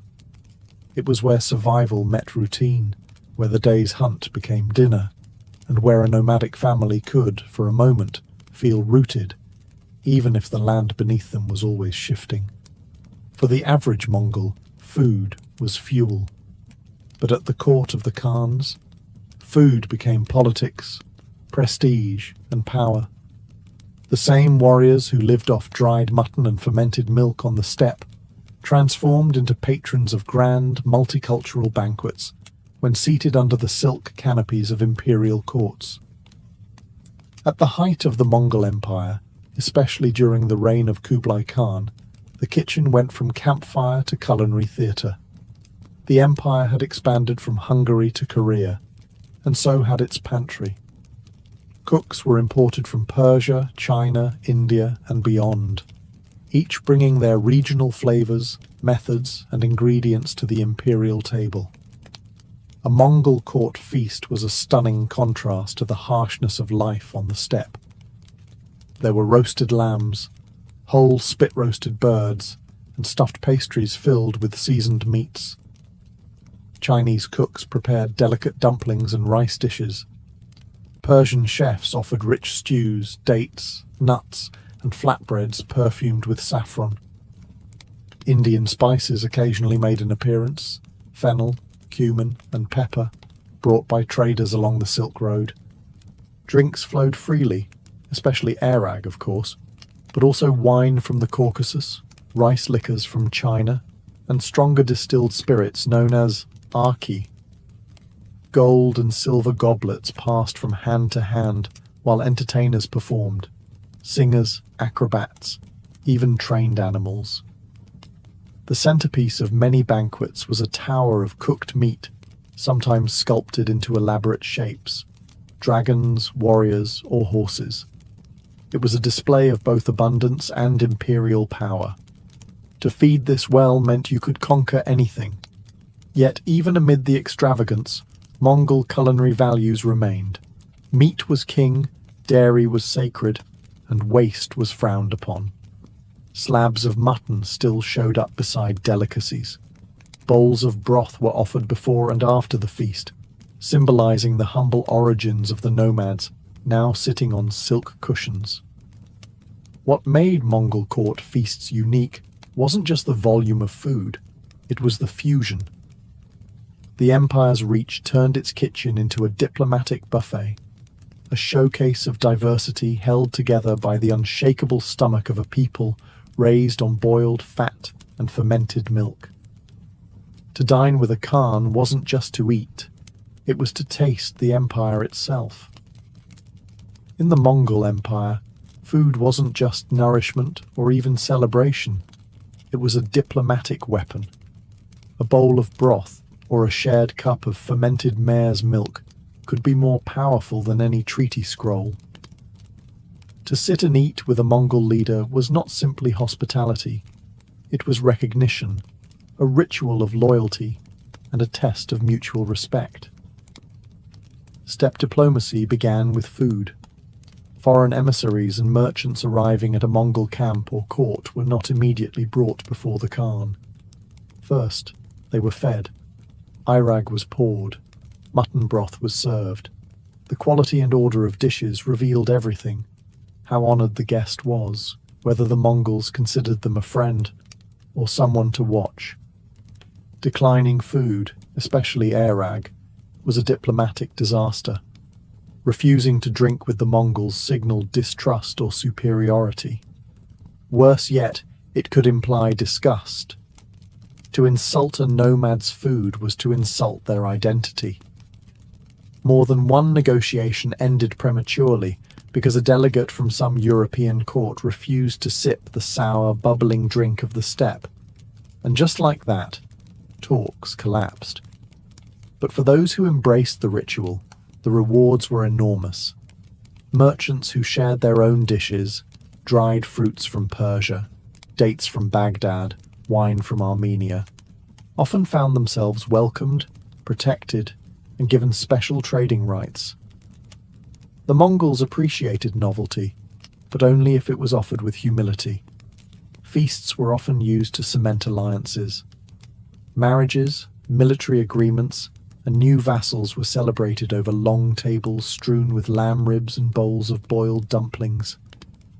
Guests were expected to eat heartily, not just as a courtesy, but as proof they could stomach the reality of being under Mongol rule. Food was also used as a subtle test. An ambassador might be offered a cut of meat from the shoulder, a position of honor. If the meat came from the rump, it was a polite way of saying, "You're not that important." A bowl of rich broth indicated respect. A bowl of thin milk, bare minimum. In the Mongol world, diplomacy began with the teeth. And to survive it, you had to know when to chew, when to toast, and when to nod politely with a mouth full of boiled fat. For a nomadic people constantly on the move, food preservation wasn't just smart, it was life-saving. Without pantries, cellars, or marketplaces, Mongols had to turn their diet into something mobile and shelf-stable. And they managed to do that using nothing more than wind, sun, salt, smoke, and sheer practicality. The most iconic preservation technique was air drying. Meat, especially mutton or horse, was sliced into narrow strips and hung from ropes strung between yurts or saddles. The cold, dry Mongolian air did the rest. Within days, the meat lost most of its moisture and became borts, the ultimate protein-packed travel ration. Properly dried, it could last for months, even years, without spoiling. This borts could be ground into powder and mixed with water to create quick soups, added to dough for dumplings, or simply chewed like jerky. It was light, compact, and virtually indestructible, perfect for warriors galloping across the Gobi or deep into enemy territory. Dairy, too, was preserved in ingenious ways. Milk was churned into butter, then clarified and stored as fat blocks. Yogurt was dried into arul, rock-hard cheese curds that could be eaten as is or softened in broth. These weren't snacks. They were edible insurance policies, capable of surviving a long winter or a failed hunt. Fermentation was another tool. As we've seen with Airag, mare's milk was turned into a fizzy alcoholic drink. But cow, goat, and sheep milk were also fermented into yogurt and sour creams, then stored in skin bags or pots. These products were acidic, resistant to spoilage, and added valuable probiotics, though the Mongols didn't know that part. They just knew it worked. Salt curing and smoking were used when possible, especially in areas closer to rivers or forests. Fish could be smoked and tied to saddles. Organ meats were often boiled and stored in fat to prevent spoilage, a kind of rustic confit. Storage itself was creative. Mongols used leather bags, felt-wrapped bundles, and even the hollowed-out stomachs of animals to carry food. Saddlebags doubled as both transport and kitchen cabinet. There were no clay jars, no glass containers, just whatever you could strap to a horse and forget about until your next meal. In short, Mongols mastered the art of making food last without ever stopping. It wasn't fancy, but it kept them fed, fierce, and forever mobile. For the Mongols, food wasn't just fuel or pleasure. It was bound by ritual, superstition, and social code. What you ate, how you ate it, and who you shared it with said everything about your place in the world. And certain foods, they were not to be taken lightly. Mongol spiritual beliefs, rooted in Tengrism, the ancient steppe religion, shaped their relationship with food. Animals weren't just meat on legs, they were sacred life-givers. Every part of the animal had a purpose, and wasting food was not only wasteful, it was spiritually dangerous. Blood, for instance, was both life-giving and taboo. Though horse blood might be drunk in emergencies, the spilling of blood in a domestic setting, especially indoors, was considered deeply impure. Meat was ideally butchered outside, with great care, and shared among the group to ensure balance and respect. The fire in the yurt used for cooking was sacred. You didn't throw bones into it. You didn't shout or curse near it. And under no circumstance did you ever step over it. Doing so was believed to insult the spirits and bring misfortune, not just to the person who committed the act, but to the entire camp. Certain foods were avoided altogether. Dog meat was generally taboo among Mongols, in contrast to some neighboring cultures. Fish was rarely eaten, despite Mongolia's rivers and lakes. The reason? Water spirits. Fishing was seen as disruptive, and water was considered a pathway for spirits, both good and bad. To eat what lived in it could draw unwanted attention from the other world. Leftovers, too, were treated carefully. Uneaten food wasn't thrown out casually. Bones were buried or fed to animals. Liquids were never poured into the fire or onto the ground near the yurt. Everything had its place, because everything could offend something unseen. And then there was hospitality, practically a religion itself. Offering food to a guest, even a stranger, was mandatory. Denying someone meat or milk, even if you had little yourself, was not just rude, it was shameful. Hospitality ensured survival, and in the vast, empty steppe, it might be the only thing that kept you from starving during a snowstorm. In Mongol culture, every bite carried meaning. Food was survival, yes, but also spirit, order, and honor. The Mongol Empire may have crumbled, but its foodways galloped far beyond the steppes, leaving traces in cuisines from Eastern Europe to China, from the Middle East to Siberia. As the empire expanded, so did the reach of its recipes, ingredients, and attitudes toward food. Simple, practical, mobile, and meat-centered. Take dumplings, for example. Variants of stuffed dough can be found across the former Mongol territories. Booz in Mongolia, manti in Central Asia, pelmeni in Russia, and byaozi in China. They differ in size and spice, but all share the same concept. Ground meat wrapped in dough, easy to cook in batches and simple to transport. It's not a stretch to say Mongol influence helped these recipes spread and evolve across borders. Fermented dairy, too, left a mark. The tradition of sour milk drinks, like kefir in the Caucasus or ayran in Turkey, reflects a legacy of nomadic milk preservation pioneered on the steppes. The belief in the strength-giving power of sour milk didn't fade. It adapted. Even today, travelers across Central Asia still encounter ayrag's modern cousins, some just as fizzy, just as pungent. Meat-centric stews and skewers, from Uyghur lamb kebabs to Siberian game soups, carry echoes of Mongol hearth meals. The lack of spices, the focus on meat and fat, the minimal use of grains, these are culinary footprints of steppe life. Even the Persian dish cello kebab, though now richly spiced, evolved during Mongol rule, when meat on a stick became imperial fare. In China, the Yuan dynasty under Kublai Khan opened court kitchens to multicultural experimentation. Recipes from Persia, India, and the steppes were recorded in imperial cookbooks. Mongol court banquets influenced Ming-era cuisine. layering Central Asian stews into the foundations of Chinese hot pot culture. But perhaps the strongest legacy is the attitude that food is power.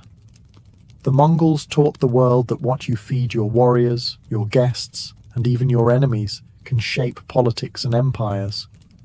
They proved that a man could live off borts and fermented milk and still conquer kingdoms. Today, the food of the Mongol Empire survives in echoes, in the tang of yogurt, the stretch of dumpling dough, the sizzle of lamb over coals. You just have to know where to look and be brave enough to take a bite.